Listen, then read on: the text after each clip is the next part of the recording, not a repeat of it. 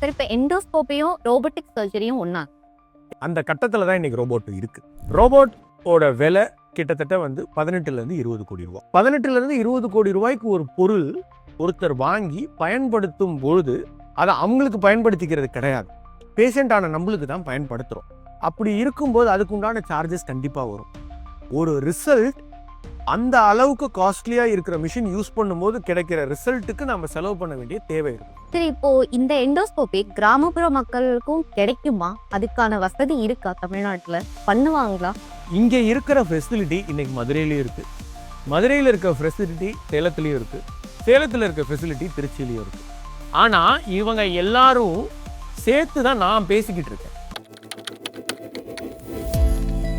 Hello, I'm Dr. Vignesh Pushpara, consultant orthopedic and spine surgeon.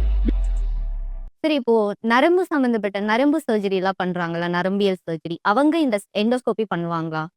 First நரம்பியல் surgery மூளைக்குள்ளதான் endoscopy use பண்ணிக்கிட்டு இருந்தாங்க. Okay.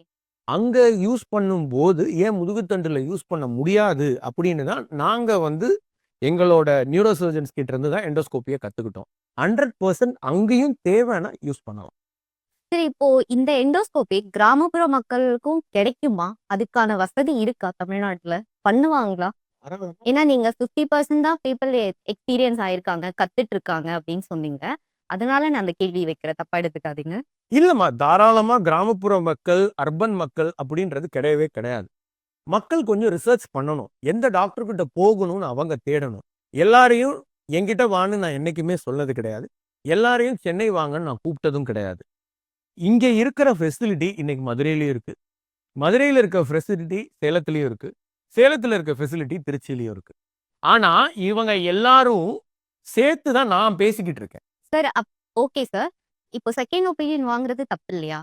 Second opinion வாங்குறது 100% தப்பு இல்லம்மா, புரியுதா? ஆனா ஒப்பீனியன் மட்டுமே வாங்கிட்டு இருக்கிற தப்பு. இன்னைக்கு காலையில ஒரு பாட்டி பார்த்தேன் நான்.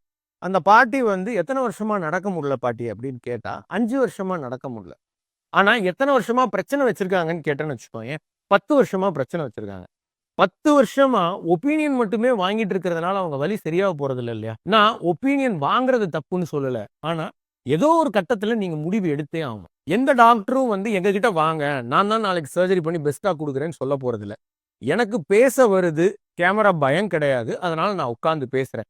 நிறைய பேருக்கு இதை நான் போய் பேசணுமான்னு தோன்றது இல்லை, என்னோட நண்பர்களுக்கு அவங்களுக்கும் சேர்த்து தான் நாங்க பேசுறோம். Spine is a simple speciality. கத்துக்கிட்டு இருக்கிறவங்கள தேடி பிடிக்க வேண்டியது உங்களோட கடமை. நீங்க தேடி பிடிக்கும் போது 100% நல்ல ரிசல்ட் எங்க எல்லாருனாலையும் கொடுக்க முடியும். சரி, இப்ப எண்டோஸ்கோப்பியும் ரோபோட்டிக் சர்ஜரியும் ஒண்ணா? எண்டோஸ்கோபி ரோபோட்டிக் சர்ஜரி ரெண்டுமே டோட்டலி 2 டிஃப்ரெண்ட் திங்ஸ். ஸ்பைன்ல 2 விஷயம் நாங்க பண்ணுவோம். ஒன்று, நரம்பு அமுக்கம் ஏற்பட்டிருக்குன்னு வச்சுக்கோங்க, அந்த அமுக்கத்தை எடுப்போம்.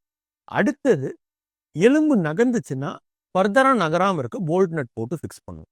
இது 2 தான் நாங்க ஸ்பைன்ல பண்ணக்கூடிய எல்லா சர்ஜரிலையும் இருக்கக்கூடிய 2. புரியுது இல்லையா? ஒன்று, நரம்பு இவ்வளோ சின்ன ஹோல்ல போக வேண்டியது இவ்வளோ இதாக ஆயிடுச்சு அப்படின்னா அதை பழைய சைஸ் ஹோலுக்கு மாற்றுவோம். அடுத்தது இப்படி நகர வேண்டிய எலும்பு இங்கிருந்து இங்கேயும் இங்கிருந்து இங்கேயும் போயிடுச்சுன்னா போல்ட் நட் போட்டு ஃபிக்ஸ் பண்ணுவோம். இது 2 தான் ஸ்பைன்ல நாங்க பண்ணக்கூடிய எல்லா சர்ஜரியிலையும் இருக்கக்கூடிய ஆஸ்பெக்ட்ஸ். இப்போ எண்டோஸ்கோப்பிலையும் ஸ்க்ரூ ராட்ஸ் எல்லாமே ஃபிக்ஸ் பண்ணுவீங்களாங்க சார்? இப்போ இந்த நரம்பு அமுக்கம் ஆயிருக்குன்னு ஃபர்ஸ்ட் சொன்னேன் இல்லையா, அந்த அமுக்கத்தை நாங்க எண்டோஸ்கோப்பில எடுக்க முடியும். ஸ்க்ரூ ராட்ஸ் போடுறோம் இல்லையா, அதை ரொபோட்டிக்ல போட முடியும். நரம்பு அமுக்கத்தை எடுக்கிறது எண்டோஸ்கோப்பினால பண்ண முடியும், ஸ்க்ரூ ராட் போடுறத ரொபோட்டிக்னாலையும் நேவிகேஷனாலையும் போட முடியும். எண்டோஸ்கோப்பிக்கும் ரோபோட் நேவிகேஷனுக்கும் ரிலேஷன்ஷிப் கிடையாது. இது டோட்டலி டிஃப்ரெண்ட், இது டோட்டலி டிஃப்ரெண்ட். சரி, ரோபோட்லயுமே ஓபன் பண்ணுவாங்களா? அதை எப்படி பண்ணுவாங்க சார் ரோபோட்டிக் சர்ஜரியில? சார், ரோபோட்டிக் சர்ஜரி என்னன்னா எண்டோஸ்கோப்பி யூஸ் பண்ண மாட்டாங்க. ஆனா நேவிகேஷன் ரொபோட்டிக்ஸ் அப்படின்றது நம்ம ஹாஸ்பிட்டல் போறோம்னு வச்சுக்கோங்க, எக்ஸ்ரே மிஷின் இருக்கும்ல, அதே மாதிரி சிடி மிஷின் இருக்கும் இல்லையா, அது ரெண்டுலையும் எடுத்த இமேஜை ரோபோட்ல லோட் பண்ணிட்டா எங்க ஸ்க்ரூ போடணும்னு அது கரெக்டா காட்டும். அந்த இடத்த மட்டும் ஓபன் பண்ணி நேரா ஸ்க்ரூ போட்டுடலாம். இல்ல நம்ம ஓப்பன் சர்ஜரியில முன்னெல்லாம் எப்படி ஸ்க்ரூ போடணும், முழுசா முழு முதுகையை ஓப்பன் பண்ணி எங்களுக்கு அனாட்டமி சொல்லி கொடுத்துருப்பாங்களே, எலும்பு எந்த இடத்துல இருக்கு அதை தேடி அந்த இடத்துல நாங்க ஸ்க்ரூ போட்டு அந்த சிஎம் மூலியமா கன்ஃபார்ம் பண்ணுவோம். ஸோ தேடுறது, ஓப்பன் பண்றது, அனாட்டமி பார்க்கறது எதுவுமே தேவையில்லை ரோபோட்ல பண்ணும்போது.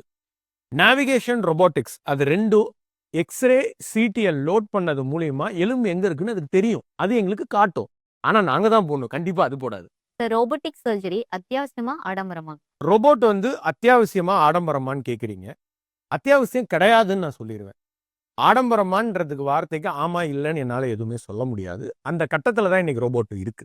ரோபோட்டோட விலை கிட்டத்தட்ட வந்து 18 20 கோடி ரூபாய். 18 20 கோடி ரூபாய்க்கு ஒரு பொருள் ஒருத்தர் வாங்கி பயன்படுத்தும் பொழுது அதை அவங்களுக்கு பயன்படுத்திக்கிறது கிடையாது, பேஷண்டான நம்மளுக்கு தான் பயன்படுத்துறோம். அப்படி இருக்கும்போது அதுக்கு உண்டான சார்ஜஸ் கண்டிப்பா வரும். ஒரு ரிசல்ட் அந்த அளவுக்கு காஸ்ட்லியா இருக்கிற மிஷின் யூஸ் பண்ணும்போது கிடைக்கிற ரிசல்ட்டுக்கு நம்ம செலவு பண்ண வேண்டிய தேவை இருக்கும். ரோபோட்ஸோட விலை கண்டிப்பா குறையும். குறைஞ்சதுக்கு அப்புறம் ரோபோட் எசென்ஷியலா மாறும். இன்னைக்கு அதோட எக்ஸ்போனன்ஷியல் விலை வந்து அது எசென்ஷியல்னு நாங்க சொல்ல மாட்டோம். கீ ஹோல் சர்ஜரியிலே எண்டோஸ்கோப்பியும் வருமாங்க சார்? இது ரெண்டுமே ஒண்ணா? கீ ஹோல்னா நீங்க ஆல்ரெடி பேசியிருக்கீங்க மினிமல் இன்வாசிவ் சர்ஜரின்னு. இதுவும் எண்டோஸ்கோப்பியும் ஒண்ணா?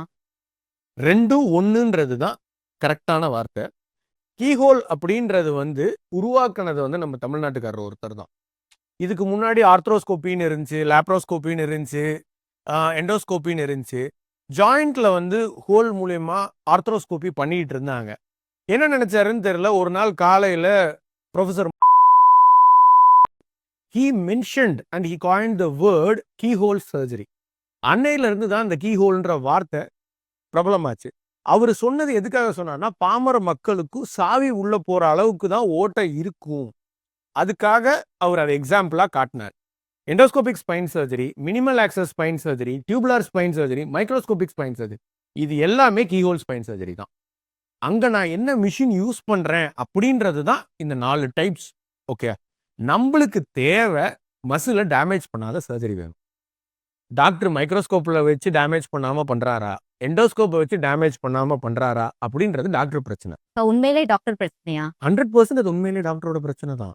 ஏன்னா ரெண்டுக்குமே ட்ரைனிங் தேவை.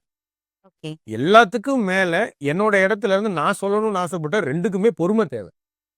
உங்களுக்கு இருக்கா சார்? ஸ்பைன் வரணும்னு முடிவு பண்ண உடனே பொறுமையை கத்துக்கணும்னு நான் முடிவு பண்ணியாச்சு. ஸ்பைன்ல இருக்கணும்னா பொறுமை கண்டிப்பா வேணும். முன்னைக்கு பொறுமை ஆயிட்டேன்னு நம்புறேன், போக போக இன்னும் பொறுமை ஆகணும். ஆல்ரெடி உங்களோட வீடியோல சொல்லியிருக்கீங்க ஓப்பன் சர்ஜரி பண்ணா 2 நாள் 3 நாள் வீட்டுக்கு போயிடலாம்னு சொல்லிட்டு. எண்டோஸ்கோபிக் பண்ணா எத்தனை நாள் சார்? 2 சர்ஜரியிலையும் வலி இருக்குமா? அங்க வந்து 100% வலி இருக்கும்னா இங்க 20% வலி இருக்கும். அங்க வந்து நீ 10 மாத்திரை சாப்பிடணும்னா இங்க 2 மாத்திரை சாப்பிடணும். அங்க நீ வந்து 1 மாசம் கழிச்சு வேலைக்கு போலாம்னா இங்க நீ 1 வாரம் கழிச்சு வேலைக்கு போலாம். அதுதான் ரெண்டுக்கும் இருக்க டிஃபரன்ஸ். ஹாஸ்பிட்டல் ஸ்டே, ரெக்கவரி ரெண்டுக்குமே ஒண்ணுதான். ஆனா ரெண்டோட ஃபினான்ஷியல் பார்ட், ரெண்டோட மசில் டேமேஜ், ரெண்டோட அனாட்டமி ப்ரிசர்வேஷனுமே வேற வேற.